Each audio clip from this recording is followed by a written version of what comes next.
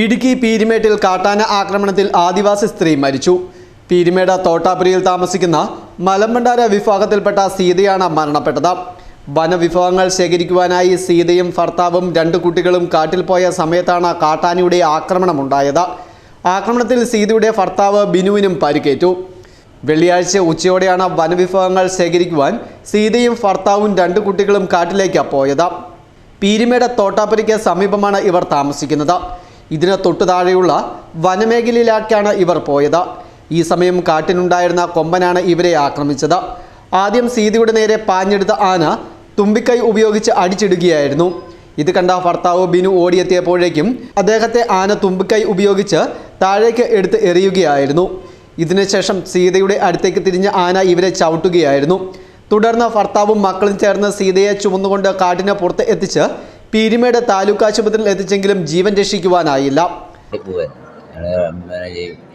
കാട്ടുപത്രത്തിലേക്ക് എടുക്കാൻ വേണ്ടിയാണ് പോയത്. രാവിലെ പോകാനിരിക്കും. രാവിലെ മഴയാണ്, ഞങ്ങൾ പോയി. ഞങ്ങൾ ഉച്ചയൊക്കെയായപ്പോൾ ശാരന തെളിവ് കണ്ടപ്പോൾ ഞങ്ങൾ ഇറങ്ങി പോയി. എൻ്റെ കുടുംബം മുമ്പ് പോയത്. അങ്ങനെ മുമ്പ് ഇറങ്ങി ചെന്നപ്പം പടപ്പിൻ്റെ അടിയിൽ നിന്ന് ആനയാടി തട്ടി എറിയുക. എത്ര ആന ഉണ്ടായിരുന്നു?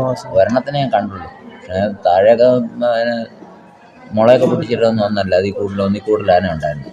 പക്ഷേ ഇവിടെ പമ്പ നിന്നാൽ ഒരെണ്ണം ഉണ്ടായിരുന്നു. ഒരു കൊമ്പനാനായിരുന്നു. ആരൊക്കെയാണ് പോയത്? ഞാനും എൻ്റെ ഭാര്യയും 2 പിള്ളേരും ഉണ്ടായിരുന്നു. കുട്ടികൾക്ക് പീരുമേട് തോട്ടാപുരിയിലും പരിസര പ്രദേശങ്ങളിലും നാളുകളായി കാട്ടാന ജനവാസ മേഖലയിലിറങ്ങി വ്യാപകമായ കൃഷിനാശമാണ് വരുത്തുന്നത്. ഇത് ആദ്യമായാണ് കാട്ടാനയുടെ ആക്രമണത്തിൽ ഒരാൾ കൊല്ലപ്പെടുന്നത്. ഇതിനു മുമ്പ് നിരവധി പ്രതിഷേധങ്ങളും പരാതികളും അടക്കം വിഷയത്തിൽ ഉണ്ടായിരുന്നു.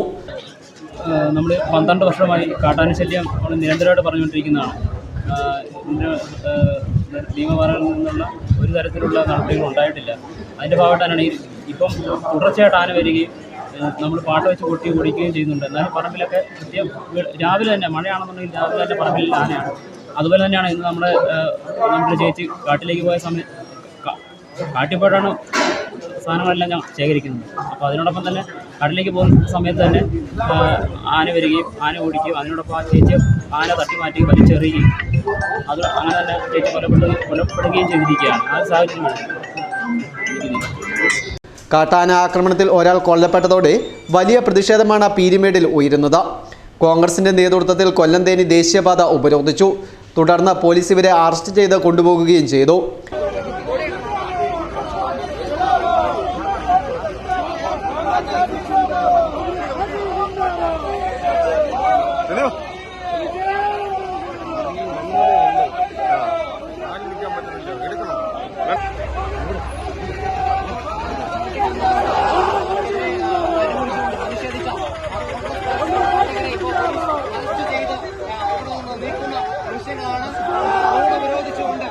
ദേശീയപാതയിലെ ഗതാഗതം തടസ്സപ്പെടുത്തിക്കൊണ്ട് ദേശീയപാത പൂർണ്ണമായി ഉപരോധിച്ചുകൊണ്ട് സമരം ചെയ്ത കോൺഗ്രസ് പ്രവർത്തകരെ ഇപ്പോൾ പോലീസ് അറസ്റ്റ് ചെയ്ത് നീക്കം. CPMന്റെ നേതൃത്വത്തിൽ പീരുമേട്ടിലെ വനം വകുപ്പ് ഓഫീസിന് മുന്നിൽ മാർച്ച് സംഘടിപ്പിച്ചു. തുടർന്ന് ധർണയും നടത്തി. പീരുമേട് കാട്ടാന ആക്രമണത്തിൽ ശാശ്വത പരിഹാരം കണ്ടില്ലെങ്കിൽ വരും ദിവസങ്ങളിൽ ശക്തമായ പ്രതിഷേധ പരിപാടികൾ സംഘടിപ്പിക്കുവാനാണ് ഇരു മുന്നണികളുടെയും തീരുമാനം.